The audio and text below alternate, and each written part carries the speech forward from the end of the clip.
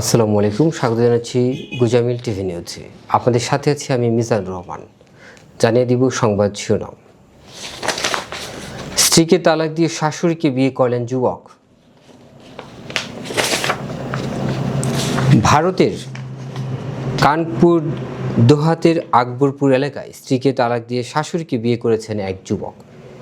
রোববার এই ঘটনার একটি ভিডিও সামাজিক যোগাযোগ মাধ্যমে ভাইরাল হয়েছে। দ্য টাইমস অব ইন্ডিয়ার এক প্রতিবেদন থেকে এ তথ্য জানানো হয়। প্রতিবেদনে বলা হয়, শ্বশুরবাড়ি যাতায়াত করতে করতেই শাশুড়ির প্রতি আকর্ষণ অনুভব করতে শুরু করেছিল ওই যুবক। শাশুড়িও এই সম্পর্কে কোনো আপত্তি ছিল না। পরনিন্দা, পরিবারের মতামত, সমাজ সমালোচনা কোনো কিছুর পরোয়া না করে আদালতে গিয়ে বিয়ে করেন তারা। ভাইরাল ভিডিওতে দেখা গেছে ওই যুবক ও তার প্রাক্তন শাশুড়ি আদালত প্রাঙ্গণে দাঁড়িয়ে আছেন।